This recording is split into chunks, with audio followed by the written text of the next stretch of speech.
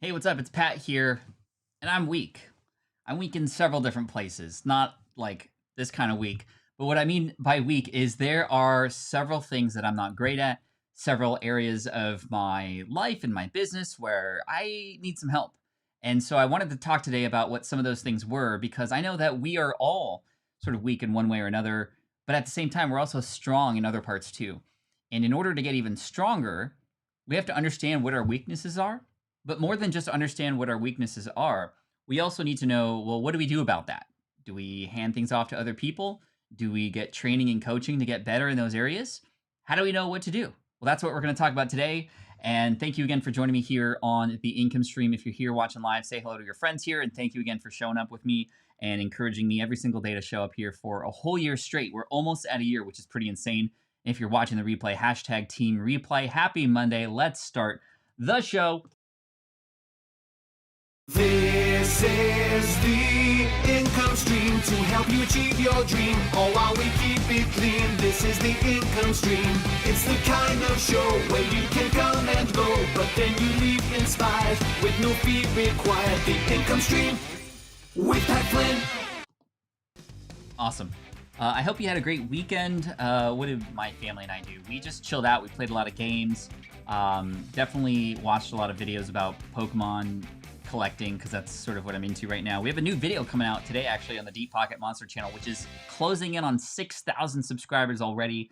It is kind of insane, but I'm very, very grateful for the support there. And I'm more grateful for the support here as well because we are 323 days into this right now, or 324, something ridiculous. But I just want to say thank you so much. So let's talk about these weaknesses. And of course, you're welcome to play along if you want. If you have the same weakness as me, you can let everybody know. I think this is a safe space. If you know that you have some other weaknesses that you'd like to share, because this is great. This is a community. We're all able to feel for each other here. I think that as a result of that, we can get stronger together, right? Anthony, new SPI Pro member. High five, Anthony. Thank you. And a big thank you to all the other members here too, which is pretty cool because SPI Pro is a premium community where people who are entrepreneurs can come together to learn from each other and get support. And if you want to check that out, smartpassiveincome.com/pro.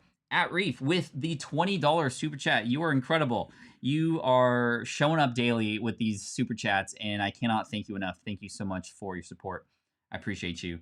So anything I can do to help, I'm here for you guys. You know that. So let's talk about these weaknesses. I think the first weakness out of 5 that I want to share with you, I have many more.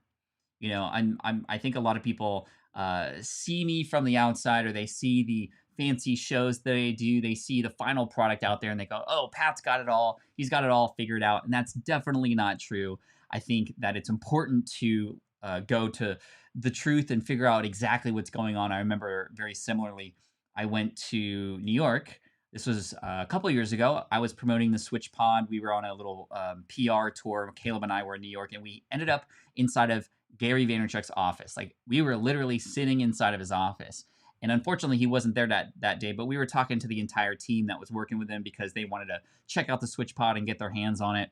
And it came very apparent very quickly that all the people who were right outside of Gary's office, there was like 26 desks, I think I counted. They were all there to manage all of Gary Vaynerchuk's social media accounts. So when you go to Gary V's Instagram, for example, he's posting 5, 6, 7 times a day. And it's all different kinds of artwork. It's all different kinds of visuals and all different kinds of motion and videos and phrases and messages. And you're like, how can Gary do all of that? I must step up. I must go big like Gary does in order to succeed. And then you don't realize that he has 26 people all managing his social media accounts or something crazy like that. And it's just like, well, I can't do that. And when you realize that, oh, it's not as it seemed before, hopefully that can encourage us to go, okay, well, where am I at now versus where am I going to be? And when we play that comparison game, I think it's very important to compare ourselves to an earlier version of ourselves, right?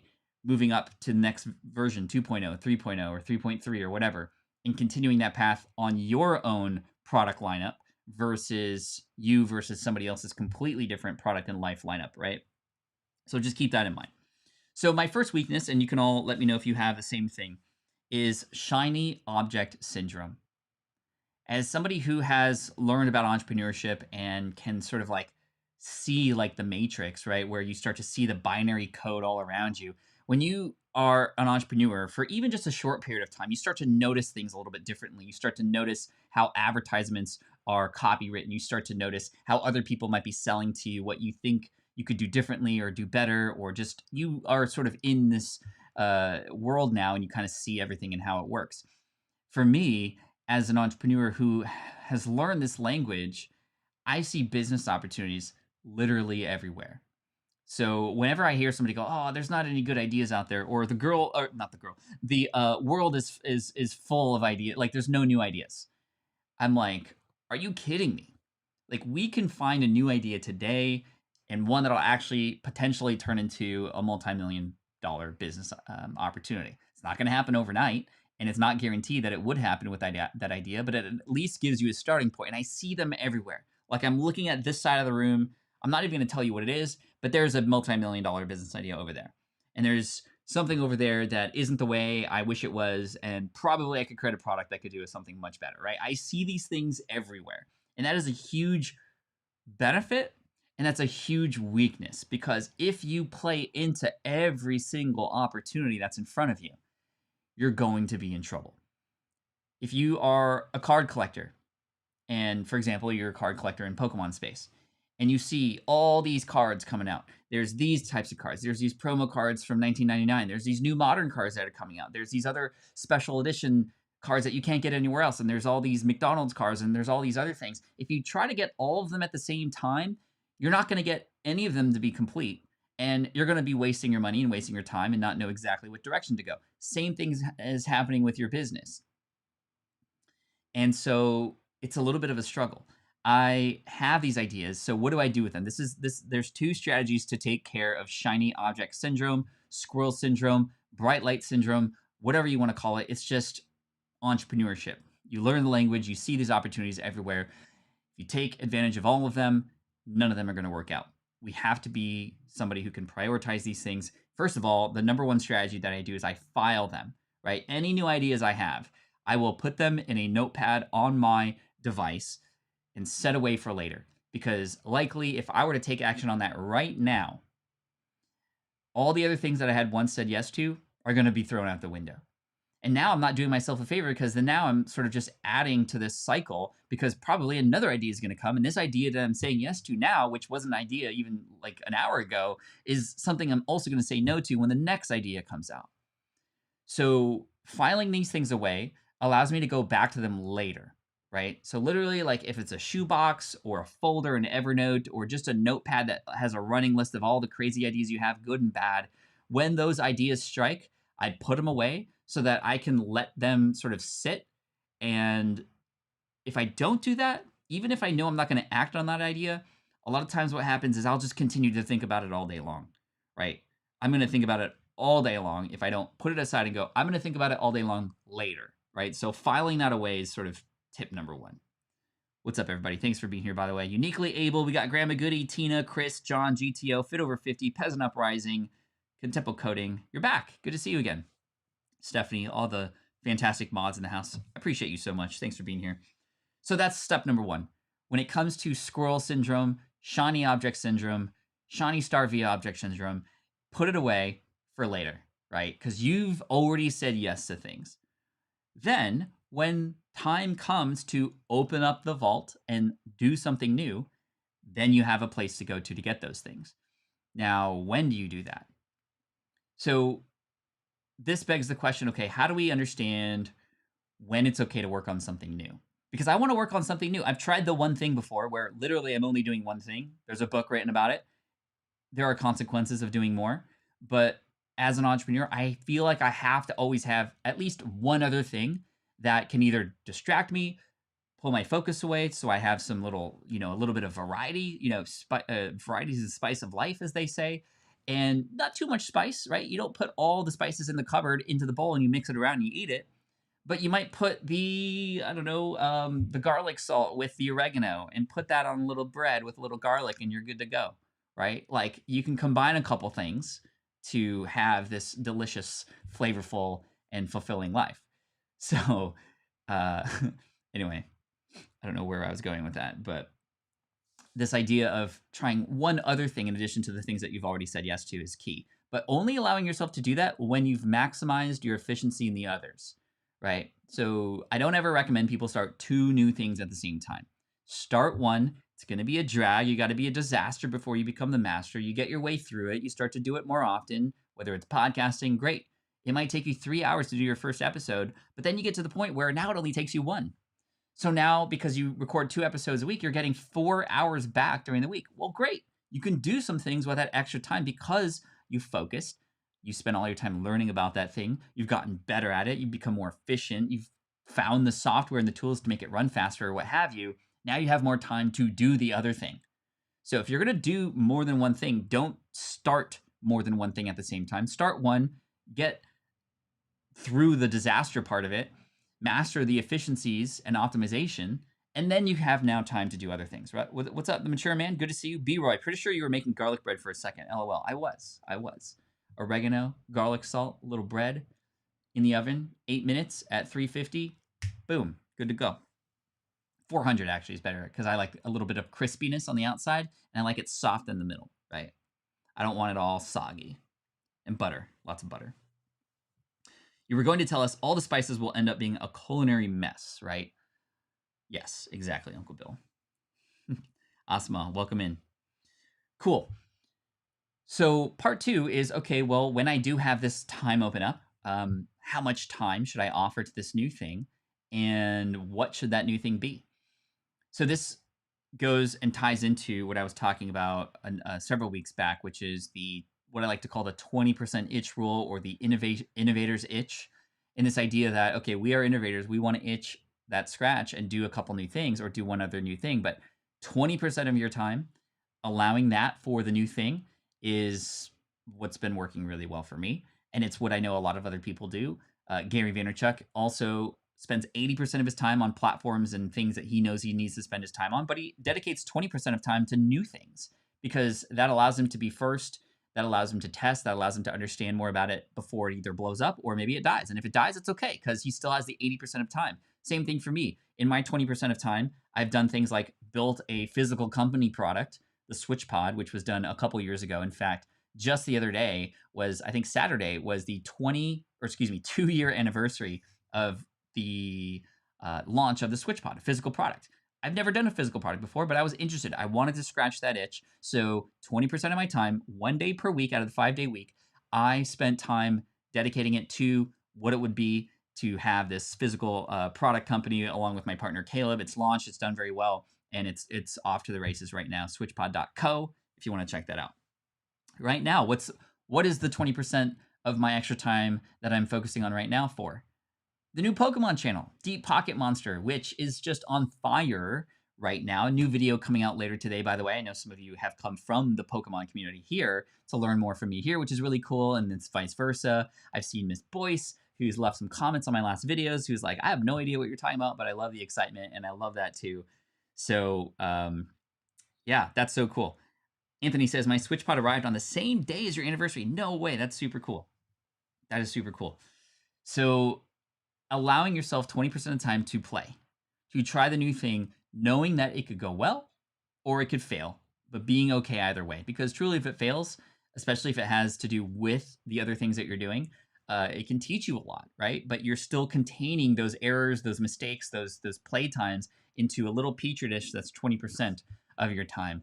So that's the 20% itch rule. I've coined that term. I'm writing a book about these kinds of things right now, which is pretty cool. It's going to be, I know a lot of you have been asking about Daryl. Bro, are you kidding me? Holy moly. Daryl Eves in the house. Guys, you got to check out Daryl because Daryl is somebody who has absolutely helped me in so many ways, especially, in fact, with the Pokemon. And $200. That is crazy. The founder of VidSummit, as well as a book coming out very soon, YouTube Formula. And you gotta check it out, Daryl. I know you have your book coming out. We're gonna be here to support you with that, so I appreciate you for that. And dude, the Deep Pocket Monster channel just hit, or is about to hit 6,000 subscribers, and it's on fire right now. We haven't yet seen results from the shorts like we talked about before, but it is on fire right now. People loving it. We have a new video coming out today. Thank you again for the help on that. Daryl gave me some very, very, very clear and specific advice on Clubhouse, in fact, about Deep Pocket Monster, and I owe a lot of the growth to that channel to you, Daryl. So thank you so much for the super chat, my friend. That's really cool, and my son is excited to dive into a lot of your stuff too because he's wanting to get into that as well. So thank you, thank you, thank you, thank you, thank you. So 20% itch rule. Playtime, it's okay if that fails because it's a lesson learned and you still are managing the 80% of your time on the things that you've already said yes to. This is how we solve the problem as people who have shiny object syndrome. We allow ourselves for a little bit of shine here, and we're spending most of our time on the stuff we've already said yes to. Clear? Let me know in the chat if the 20% itch rule and how to deal with shiny object syndrome, one of my big weaknesses, is clear to you as well. Dude, Daryl, are you kidding me? My man, you're crazy, dude. You are crazy. By the way, Vid Summit, check it out. This is a partnership we did with the Switch Pod. You are making me blush, Daryl, but this is the Switch Pod. This was a special edition. This is going to be worth something someday. I hope you know, because we only printed a few of them. They're like Pokemon cards. They're scarce, so they're going to go up in price eventually. But wow, Daryl, thank you so much for that. You're incredible. Amazing. Amazing. I just got a text from my daughter that says, I made my own lunch. Dude, that's like 4 big wins in a row. How crazy is that? That's amazing. Daryl, you're incredible. Not necessary, but greatly, greatly appreciated. Thank you. I'm a little speechless. Okay, that's kind of insane. Let's move on to weakness number 2. Weakness number 2. So weakness number 1 was shiny object syndrome, right? Trying way too many things at the same time. Let's control that. Let's manage that. We talked about it. If you just came in today, you can go back and watch the replay to this. And thank you again. So number 2, this one is a big one for me too. This is actually, I've been very notorious for struggling with this, and that is procrastination. Let me know in the chat if you've also suffered from procrastination. That means waiting and waiting and waiting and making excuses and letting the resistance and the fear and the self-doubt get in the way of you finally doing the thing that you know you need to do, right? So let me know if that's actually you too, because that's very much me. Now, here's the thing about this weakness for me. I always hit my deadlines, like 99.99% of the time, because there's that one germ on the outside that doesn't count for some reason. Most of the time, I get my stuff done on time. But it's literally the last minute. Like literally the last minute. The last workshop I did, I was up until 4 a.m. doing slides for it. Now, crushed it, but it was very much like in college when I would study for a test and I cram it all in the day before. That's not the healthiest thing to do, by the way. But secondly, it's definitely something that isn't great if you have what I have, which is a team who also relies on you to get these things done. And I'm not helping my team. And that's the thing that's helping me through this. It's like, what are the consequences of my procrastination? Who or what other agents are involved that might not be able to move forward as a result of me not moving forward too? This is where we are literally the bottleneck. We are the point at which things slow down. And when you understand how you fit into everything else that's happening, not just you and your team, but even if you don't have a team, how your bottleneck, how your procrastination fits into the lives of others, the ability for people to find this content that you've been waiting out to put out, the ability for those to learn directly from you in a coaching program that you have just yet to publish or put out there, the ability for people to find your videos because you've just been so scared about putting yourself on camera. This is what gets me to move forward. There's 2 things. That's the first one. So thinking about the other players involved and the consequences of my inaction, right? And to me, that deadline is the thing that motivates me. It's just a little gamification.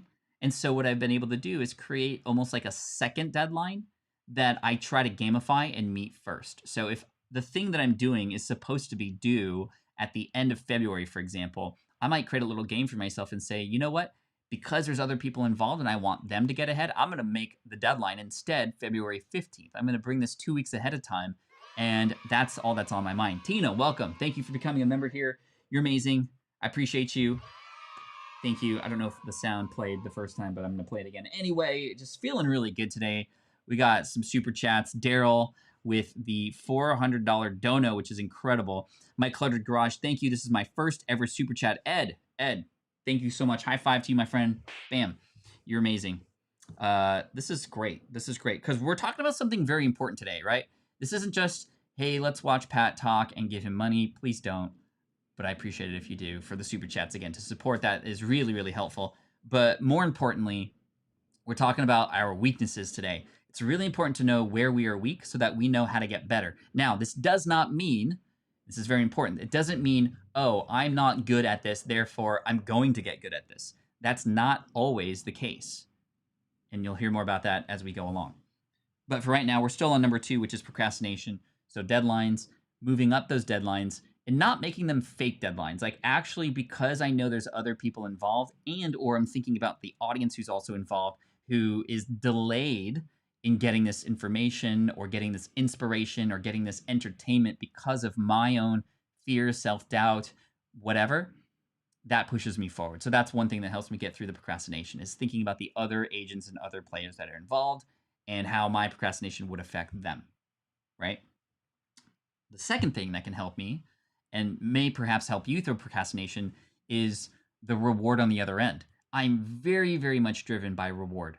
That is just how I'm tuned.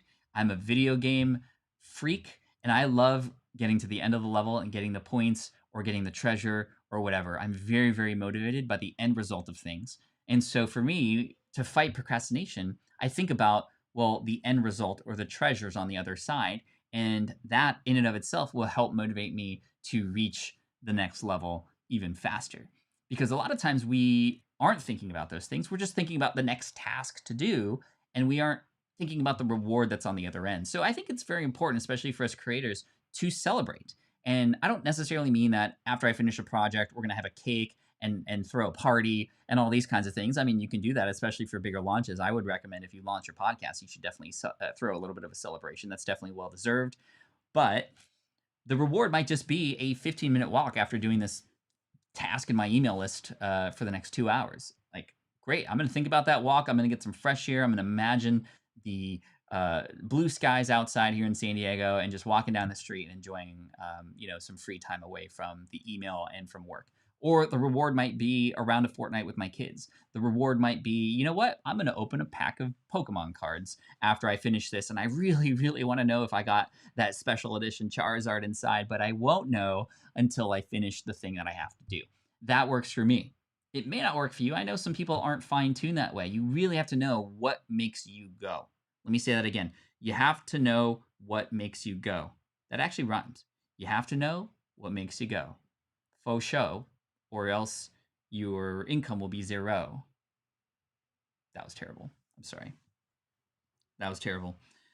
Okay. But the reward on the other end can be very helpful, for sure. So, number 1, weakness that I have is shiny object syndrome. Very, very weak on that because I see business opportunities everywhere. But I have the 20% inch rule in play and the ability to file these things for later to remove that FOMO or, to get back to the things I should be doing. Then also working on the second project in a specific container of time so that it's not bleeding into everything else and ruining just everything.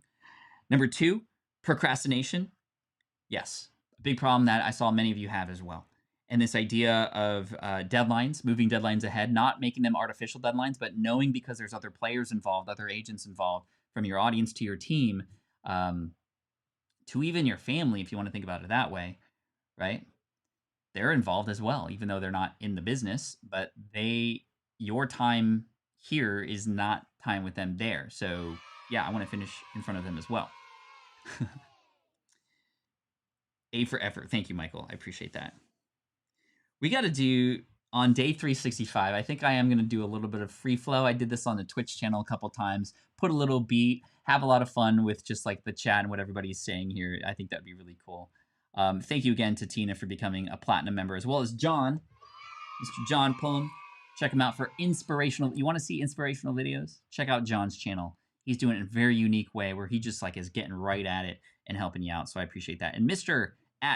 @Reef, thank you so much for the sticker, which is a cute little, what is that, a kitty, a fox? I think it's a cat, dog.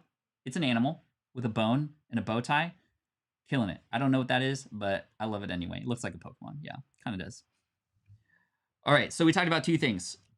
Next, this is going to be an example of a weakness that I'm not very good at. It might surprise you, but I'll share with you how I solve this problem.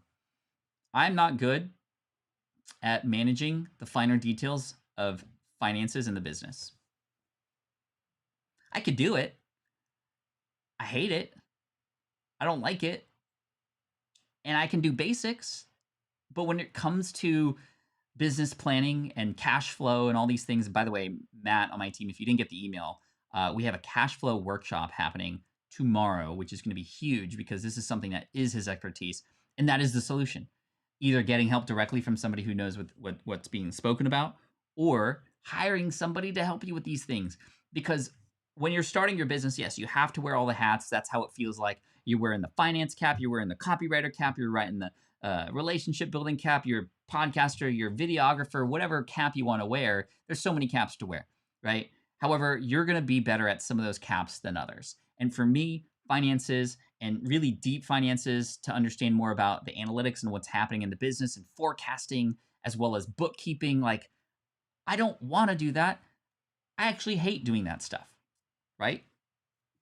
So yes, there are tools out there that can help you. QuickBooks or FreshBooks, I absolutely love FreshBooks.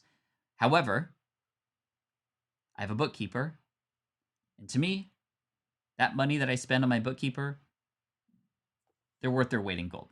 They are absolutely worth their weight in gold because yes, I'm spending money on something that, number one, I know I'm weak at, so I can find somebody else that's their strength. That's exactly what they're good at, and that's what they do. But number two, a part of me in the beginning didn't want to spend money and invest because number one, I was just starting out and I didn't have a lot of money to invest. I was like, wow, I finally made some money in my business. I got to keep it. But at the same time, if I were to also work on the financial part of the business and get deep into the bookkeeping and all those things, it would take me away from the things in my business that are actually bringing the money in. And so there is a give and take here. I'm going to offer money to a company and a bookkeeping service that can help me keep track of things properly for tax purposes and such, thus then opening up more time for me and mostly mental clarity to do the things that I know are going to move the needle. Because every time I'm sitting in the spreadsheets looking at the numbers, I'm like, I could be on a call with somebody in my audience right now. And that's kind of what's going through my head. Again, that's a weakness of mine. If that's a strength of yours, then definitely play into that. But this is just an example of, again, a thing that I'm not great at, that I know needs to happen, that I want to send to somebody else. I am happy to pay them, and I was happy to pay them even when I was just starting out and I didn't have a lot of money, because I knew that was going to give me the opportunity to have more time to do the money-making things. Now, I know it can be very difficult to make that decision, but at the same time, it's like, which one is going to light you up? Also, when you spend money in a place like that, like bookkeeping or a service or a hosting company or whatever, now you got skin in the game. Now you have a reason to make sure you're doing the things that are going to make money on this side because you're spending money on this side, right? And so hopefully this can help you understand more about, okay, if you have a weakness, you could hand that off so that you can do more of the things you are good at.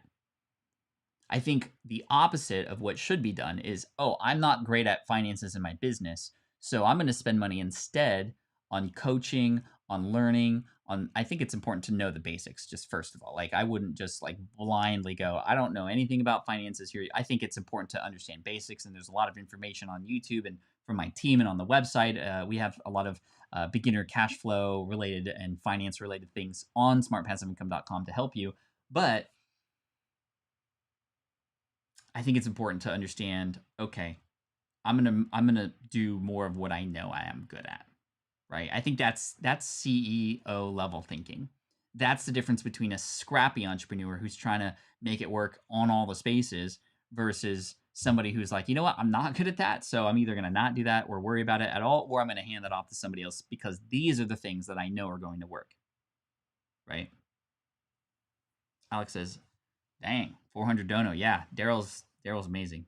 Definitely check out Daryl. Follow him on YouTube. He's got some of the most relevant information on YouTube. He works with YouTube. He even works with Mr. Beast. I don't know if you knew that. I actually got to meet Mr. Beast thanks to Daryl. Both humble people, by the way. Mr. Beast is actually really, really awesome, and it's so cool that Daryl's working with him. Daryl is also the person who produced the Squatty Potty commercial that's been seen. What is it now, Daryl? If you're still here, like 80 billion views or something like that, or something ridiculous like that. Daryl's the man. Definitely check him out. Okay, so we talked about 3 weaknesses that I have. I have 2 more that I want to share with you. Number 1, shiny object syndrome. We talked about different ways to combat that and certain ways that I've been combating that myself. Number 2, procrastination. So moving forward those deadlines so that I don't wait till last minute because there's other players involved. Number 3, finances. So finding others, knowing that that is a weakness of mine, and making the decision to not try to master that myself, but work with people who can help me master that part of it so that I can do the things that I know I need to do, right? Okay. Number 4, operations. By operations, this is something that wasn't necessarily a struggle for me until I started hiring a team. Because when I started to hire a team, there's so many more levels of care that it's required to keep the business running. Meaning, how far do you micromanage? How do you check in with your team? How do you manage team meetings and what we call governance inside of our business? How do we keep track of where people are at with their projects? What project management tools do we use? What's our project cycle like? So we work in 2-week sprints, and we have these giant projects that then get broken up, chopped down, right, into smaller projects so we can understand more about them, right? And I think it's important to understand that when you have a team, right, you have different people that are meant for specific things, right? Like in Star Trek, you have Scotty, who manages the beams for, particle decomposition and then reformation on different planets and such. You have Spock, who's sort of the brains of the group. You have Worf, who's like the muscle, and of course you have your captain, right? Now, if the Captain Kirk, did all the things, he wouldn't be able to manage the ship and do the things that he needs to do, which is lead and command, and also deal with any sort of like external factors of people trying to destroy the ship. So, CV knew it was coming. That's funny. For certain things like this, you can see that it's setting up, right?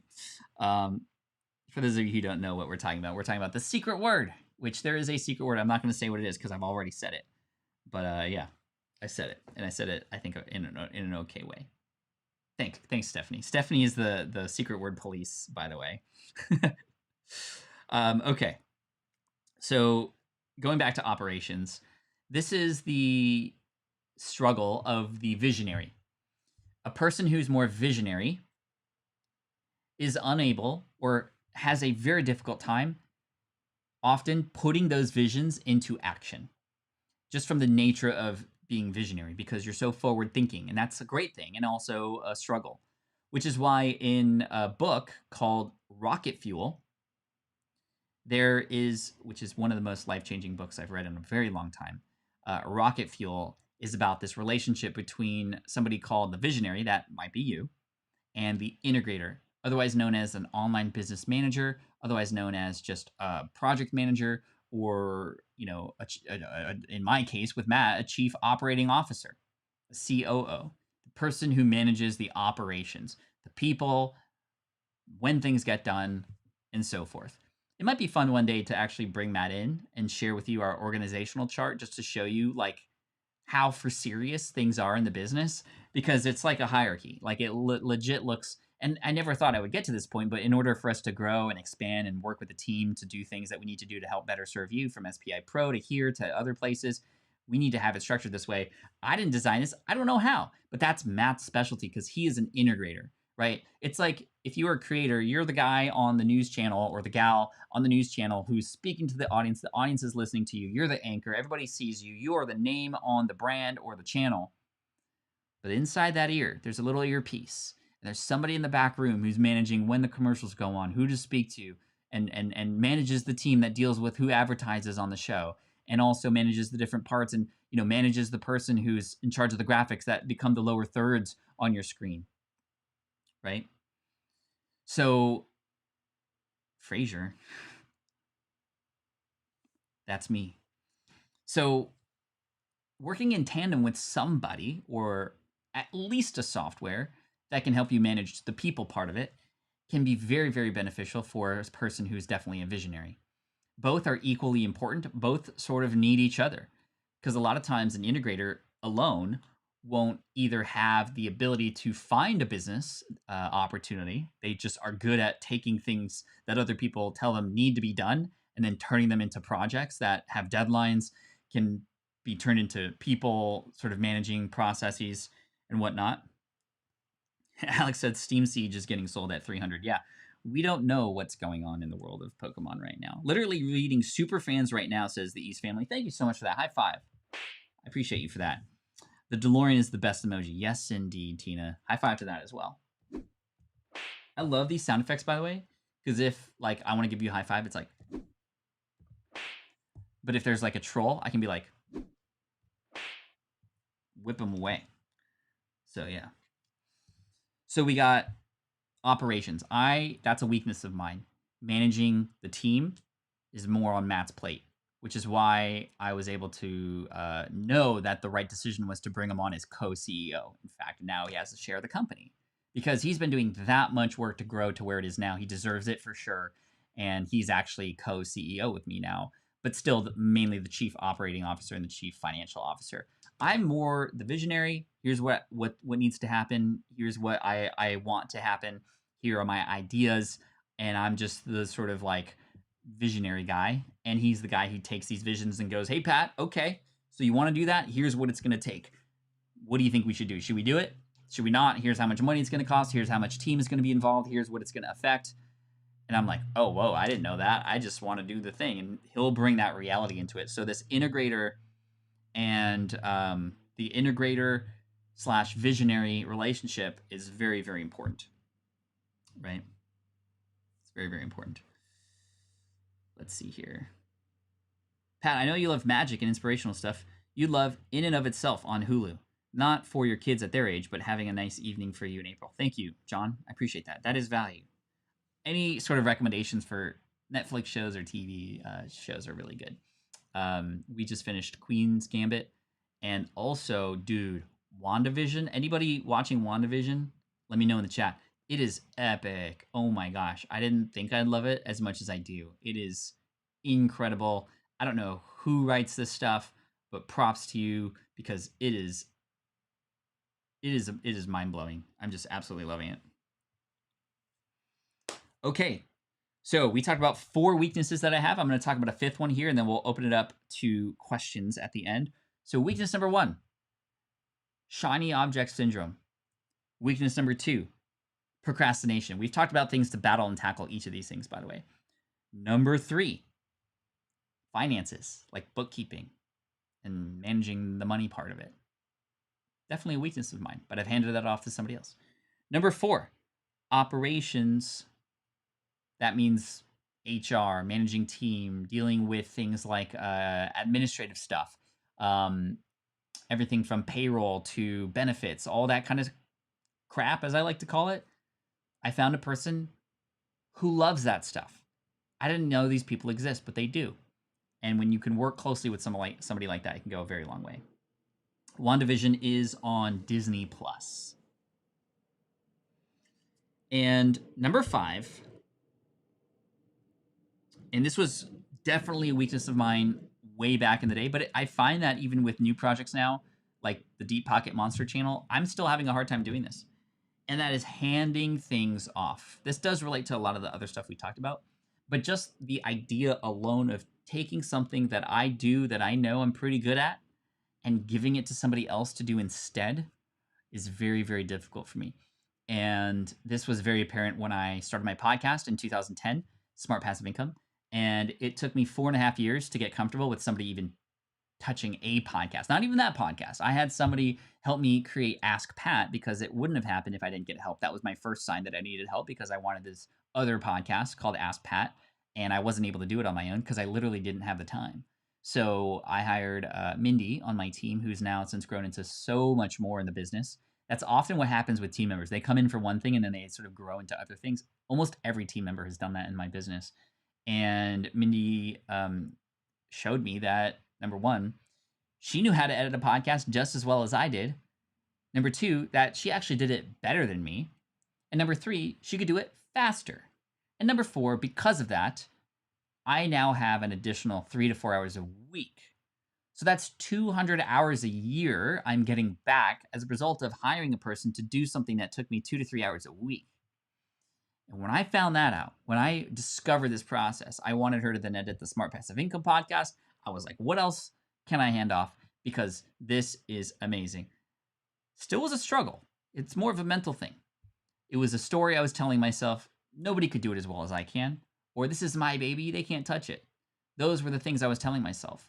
Or I was also telling myself, oh my gosh, it's going to take so much work to get this person up to the point where they can do it as well as me, or they can do it faster than I could myself. That's just a story, though. Stories sometimes are made up, and sometimes we make up a story, but then we begin to believe it. And that's the big lesson here. Sometimes we make up a story about a circumstance without ever even proving that it's true, and then we begin to believe that. I began to believe that nobody else could edit a podcast like me, which is a very selfish-like thing to say. But it was also holding me back. It was actually very selfish of me to hold it in, and it actually didn't help me at all. So part of this is letting go. You got to let go of some stuff. And having other people run with it, yes, it might take a little. This is the thing with me and Mindy. The same thing happened with me and my assistant, Jess. It takes a little bit of time up front to work out the kinks, learn the processes, have this person understand how you want it done, or in fact, what the commander's intent is. And this is a really important lesson. It's the commander's intent is what you want to offer, because you're giving more responsibility to these people who are helping you versus step 1, do this, step 2, do this, step 3, do this, step 4. I don't remember what war it was, but there's a story about a commander who had given their generals and everybody else who was going into battle with them this like giant folder of, here are the things we're going to do on the battlefield step by step, right? Go here, infiltrate this, take the troops and go here. And as soon as the person who was in charge of all this went into the field, the enemy did something different, and it just threw everybody off, because here was this plan that was supposed to happen, and now it's thrown out and people are getting, annihilated or whatever. So the next time around, the commander goes, you know what? I want to give you the responsibility of making this happen, but here's the commander's intent. Here's the whole goal of this thing. However you want to get there, I don't care. Do it so that this is where it ends up, right?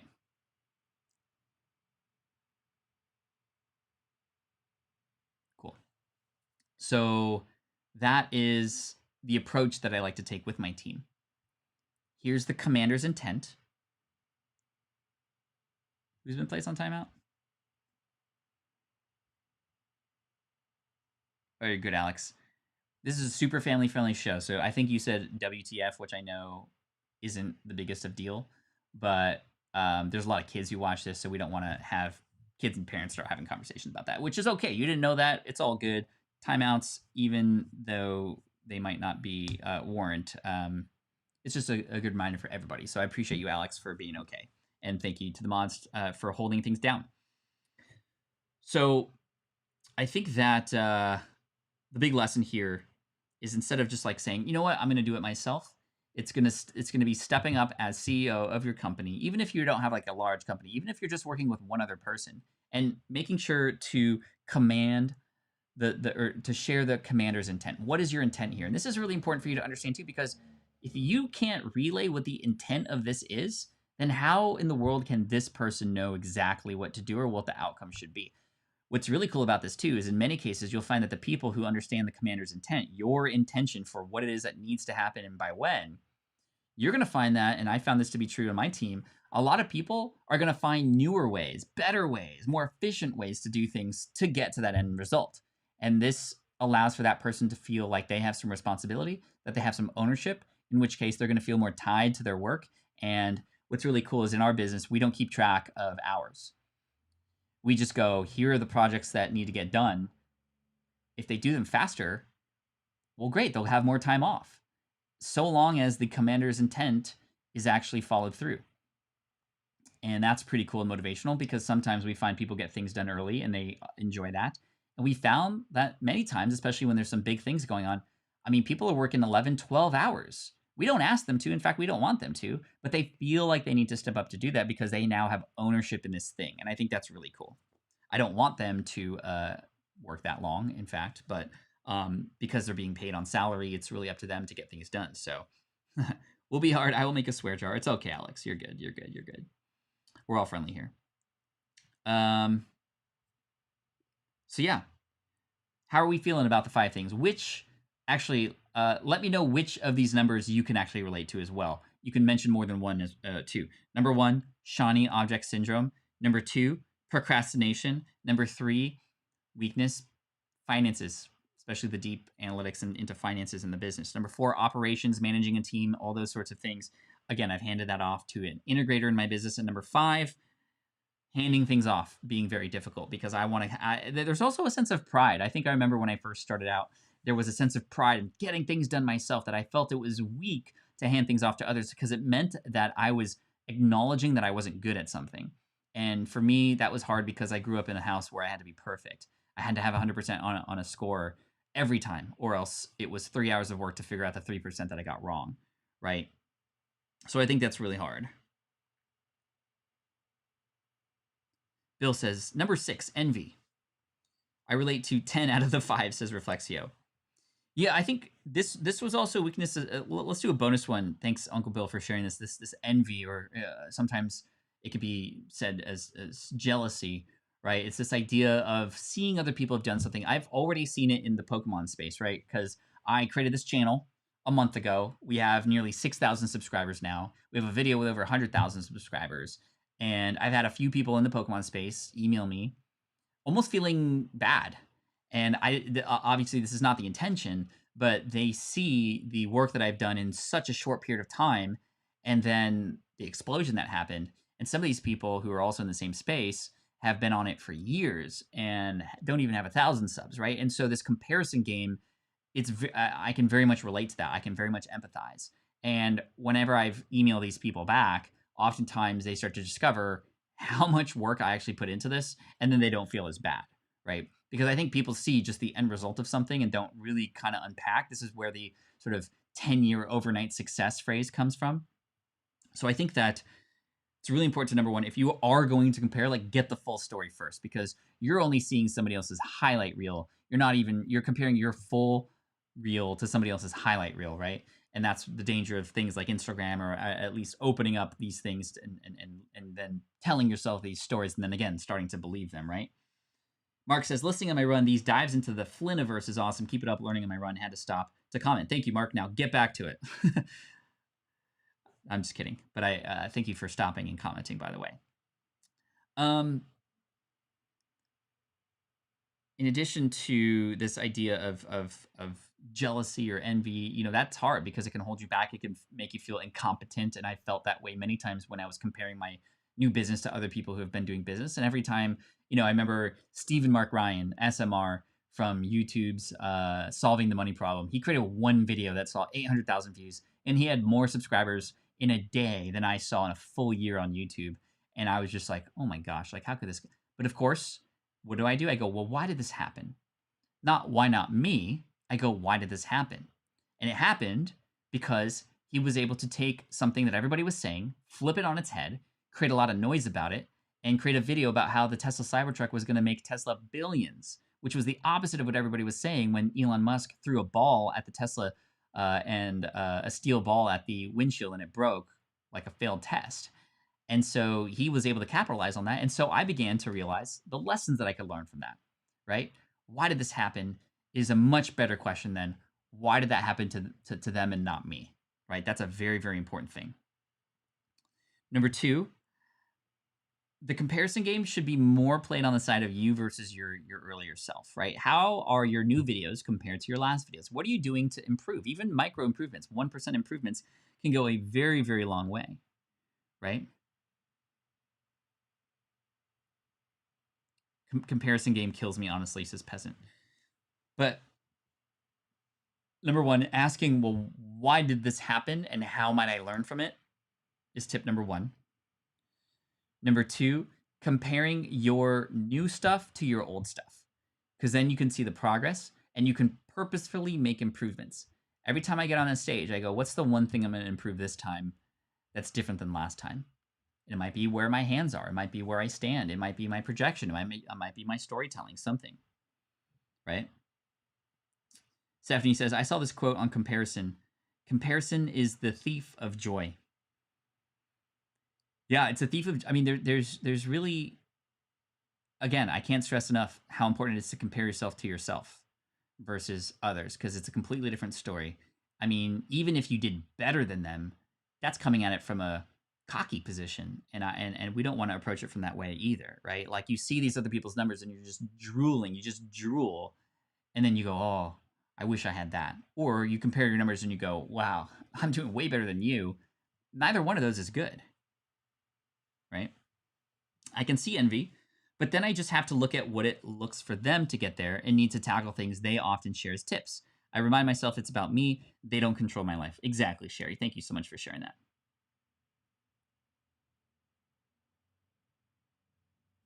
Very cool. What did Grandma Goody here say? One of my greatest accomplishments is that my kids each grew up to be their best self and no negative comparisons among them. That's great. That's great. I don't have a sibling. I don't have a sibling, but I would imagine with the way I know I am, it would not be a good situation, because I would either try to outdo or outbetter, or always feel lesser and try to get up to their level. I know a lot of people who have siblings who, especially, and it's probably egged on by their parents a bit. Oh, why can't you be like this person? Or, hey, your brother got better grades than you. You know, it's just like, that's kind of a dangerous thing, right? And that's one thing that me and April try to avoid. I don't remember ever saying anything about comparing the two kids against each other. That wouldn't be healthy. That wouldn't help them. That wouldn't help us. That wouldn't help anybody. We always say, you know, hey, well, remember when you did this last time, you weren't even doing it half as well as you are right now. So even though it's not where it needs to be, you're still improving, right? Man, there's so much. We're getting deep today. We're getting deep. Smart passive income, not deep pocket monster today. I don't know. I think that we just lit a fire under this in the beginning with Daryl Eves coming in with two $200 donos out of nowhere. And make sure to check out his book, YouTube Formula, coming out in bookstores very soon. And he's definitely been somebody who's been very impactful. In fact, his conference, Vid Summit in 2017, was the first time I really got serious about YouTube, because I saw the amount of time and attention that people were putting into their videos in a way where it was just beyond just, oh, let me post something and put a nice thumbnail and hope. And Daryl and his connections are incredibly valuable. And I highly recommend you check him out. If we get to do conferences in person again, you can check out Vid Summit in Los Angeles and have some fun things happen. And maybe we'd be able to see each other there. I think my latest weakness is I'm working myself to death, says Ravens.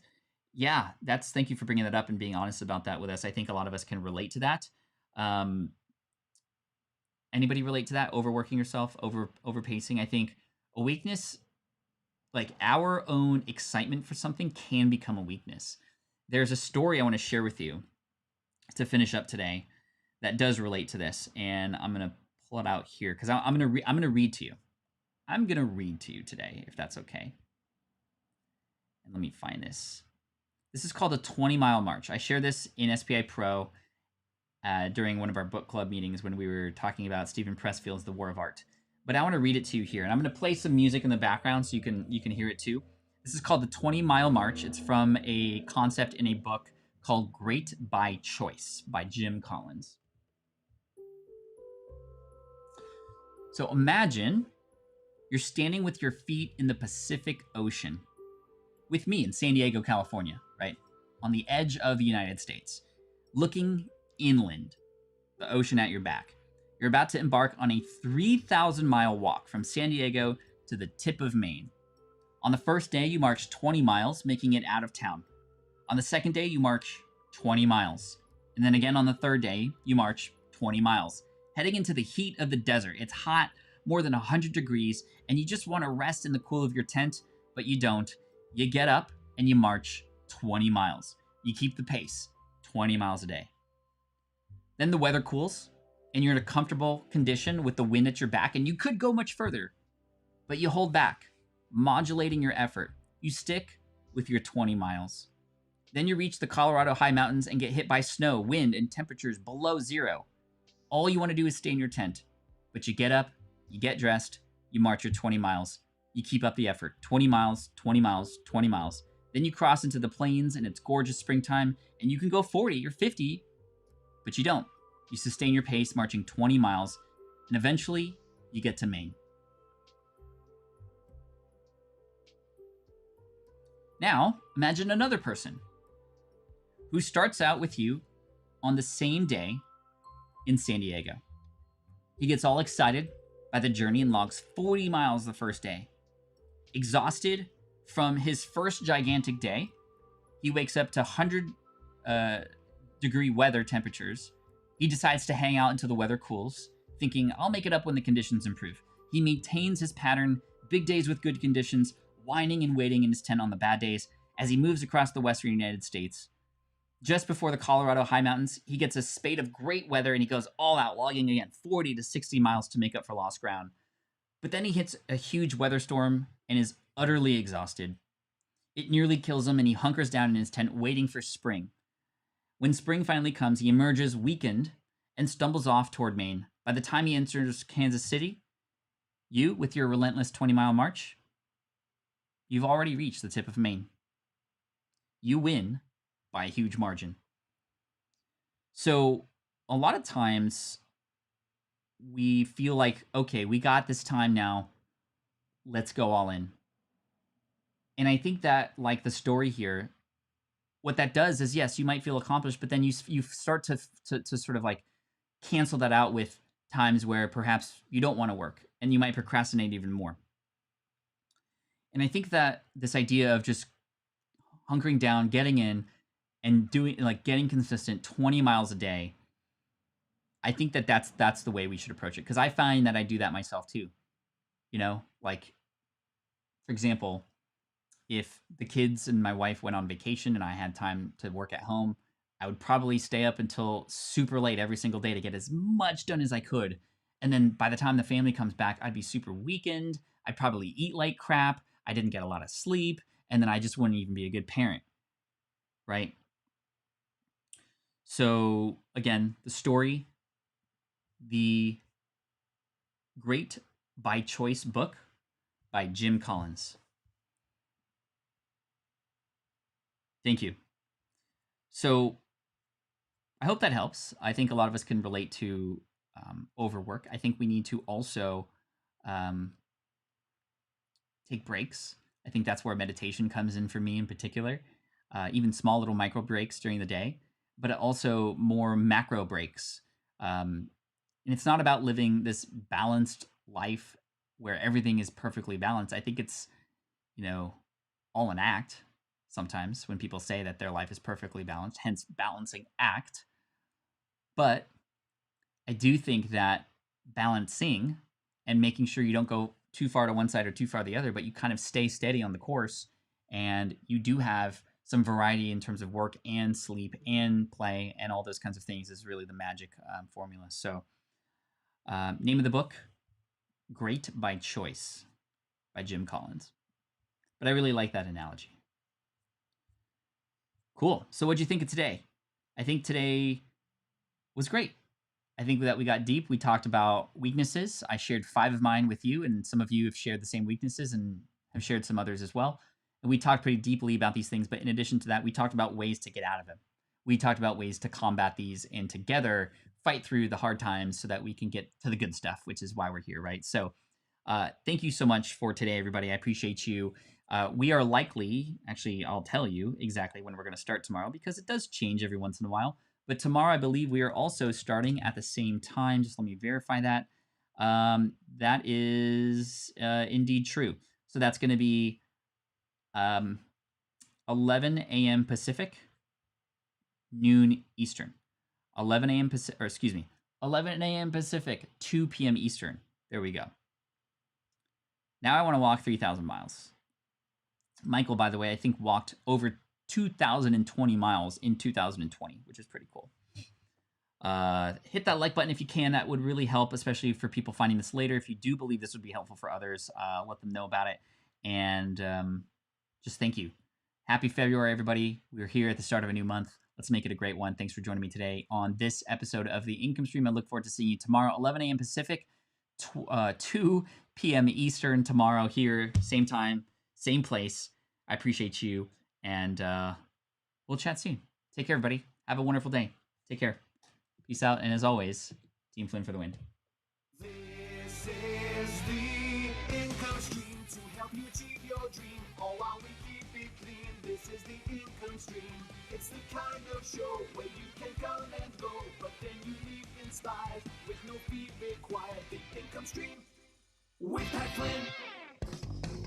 Woo! What a day. We talked about weaknesses. Maybe tomorrow we'll talk about strengths or something. I don't know. We'll figure it out. But thank you again for coming in. You're amazing. Keep up the good work. And yeah, nothing else to say except you're awesome. And a big shout out. And again, thank you to all the super chats, all the new members, and especially Daryl Eves with a $400 dono. What? Crazy. Yo, high five. Thank you.